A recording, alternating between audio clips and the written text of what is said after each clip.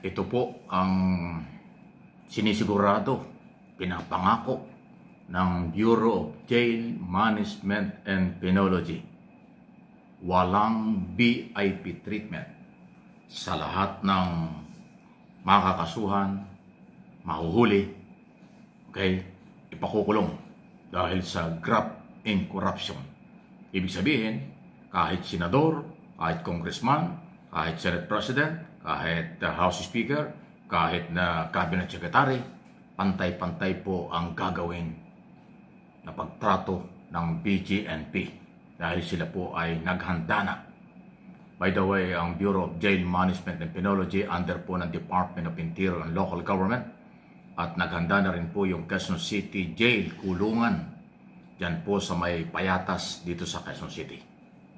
So, ito po ay ginawa ng pamunuan ng BJNP dahil nga po sa may mga naaresto na, may mga nag-surrender na. Sabi nga lang ng iba, maliliit na tao, ganun talaga yun. Yun ang nauna kasi yung pinaka-isa sa malaking tao na si Saldico, nasa sa labas pa ng bansa, nagtatago pa. Pero yung regional director, district engineer at kung ano pong mga opisyalis ng DPWH sa Mimaropa at sa Mindoro na siyang unang kinasuhan, ay huli na ang karamihan. Yung iba, hinahanap pa. So, ewan ko kung magkakasya sa Payatas ito. Anyway, marami namang kulungan sa Quezon City. Kasi nasa 1,000 to 1,200 daw. Yan yung pagtaya ng Office of the President na posibleng makasuhan at makulong. Ganong karami.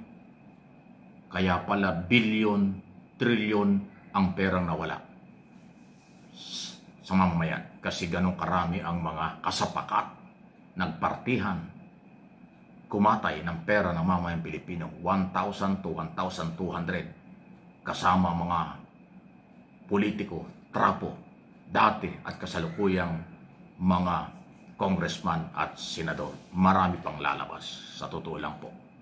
Kasi sa next hearing, ngayon lang po ay busy ang Senado tungkol sa budget. Kailangan kasi matapos yung proposed budget bago mag-Pasko at bagong taon. Kaya silang busy. Oras na matapos daw po at medyo maluwag na sila, magre-resume ang Blue Ribbon Committee ni Senator Ping Lacson. At dyan tatalakayin ang layer, listahan ng Diskaya family na kung sino ang kanilang binigyan ng pera. Kung yung magagunita doon sa nakarang hearing, pinauwi, pinayagan ng komite. In-escort ng mga security ng Senado papunta sa bahay at opisina ng Diskaya para kunin ang yung listahan ng mga binigyan nila ng pera. So karamihan doon congressman, baka nga may senador pa. Yan ang tatalakayin sa susunod na hearing, kaya ho kaabang-abang. Ayun, matindi ho talaga itong isyong ito. Huwag kayong magsasawa ha. Lagi kong pinauulit at hindi ako magsasawang ulit-ulitin. Tayo ang complainant. Mamamayang Pilipino ang complainant, ang biktima.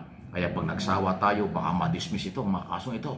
Pag nagsawa kayo at binaliwala ito, baka mabaliwala din. Mawala yung napakalaking pera. Diba? So, kailangan po ay huwag tayong magsawa sa pagsubaybay at pag-aabang ng mga balitang ito na ating pinag-uusapan araw-araw. Dito po sa aking mga channel, Mike Abe Opinions, ito yon. At yung isang channel natin, MA Pinoy TV, kaya nga dalawang channel na po yung ginagamit natin kasi sa dami ng nangyayari, hindi pwedeng isa lang. At hanggat maaari at may panahon tayo, talagang binabantayan kung mabuti ito. Okay? Sige. Sunod na ating pag-usapan, ito ay nakakabahalang, hindi ko alam kung bakit ganito yung pananaw at sinasabi ni Senator Ping Lacson. Alam niyo si Lacson, malakas sa intelligence yan. Dating pulis yan dating Director General ng PNP. Abay, kinukonfirm po ni Lacson na meron talagang nagpaplano. Ilang ulit na raw nagplano na talagang pabagsakin ng Marcos administration. Na-involve nga daw po ay mga retiradong militar at pulis. Siya daw ay nakakatanggap ng invitation. Ibig sabihin, tinetext siya, tinatawagan siya, tinetext siya, basta meron daw invitation sa kanya. At yung ibang mga senador, pero nire-reject nila. Dapat lang, hindi daw siya nag-reply. Pero nakakatanggap siya ng mga invitation para sa panghikayat na talaga hong tanggalin si Pangulong Marcos. Yan ho ang nakakagulat bakit mayroong mga ganyan. Pero mga retirado raw po ng mga military police ang nasa likod nito. Walang aktibong militar. Ang sabi naman ng Department of National Defense at ni General Browner, ang ating Chief of Staff, hindi sila sasama. Wala silang nakikitang aktibo. Kung meron man, iimbestigahan nila yan. Dahil nanatiling non-partisan, professional organization ng ating militar at kapulisan. Pero yung pag-confirm ni Senator Lacson na merong mga retirado, so ibig sabihin, yun talaga yung nakikita natin nagrarally, mga retiradong General Colonel, talagang identify sa mga Duterte o anti-Marcos. So ibig sabihin, sila pala'y patuloy na nag-recruit. Pero yung mga senador, katulad ni Lacson, nire-recruit, iniimbitahan, deadma, hindi nila sinasamahan. O isipin mo, pati mga politiko, pati mga senador, nililigawan nila. Eh hindi naman papayag yan. Ewan ko lang yung mga senador na involved, sinasangkot sa korupsyon. Baka sumama yung mga yan. Hindi ko alam. Pero si Ping Lacson, chairman ng Blue Ribbon Committee, nag-iimbestiga, iniimbitahan din. Pero hindi daw sumama siya. Hindi nga daw siya nagre-reply sa mga invitation. Wow! So, hindi lang pala military o police, active police military ang nire-recruit nito mga, sabi ni Secretary Teodoro, kaunti lang, kakaunti ng mga retiradong colonel at militar. Mas maraming retiradong militar at police ang hindi sumasali, nananahimik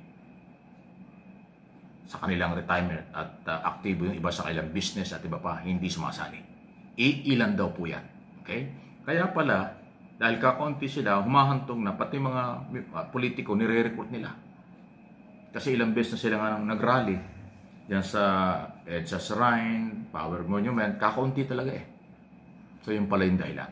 Pero ganun pa man, ginagawa nila yan. Hanggang doon lang yan. Pag sila'y sumobra o lumabag sa batas, may pananagutan na yan. Pag talagang yung destabilization ay magkakaroon ng aksyon, magkakaroon ng parang inciting to sedition, ay problema na yan. Pwede na kayong balikan ng ating mga otoridad. Hanggat mga press release, statement, panawagan, o kung ano man, nire-respeto pa.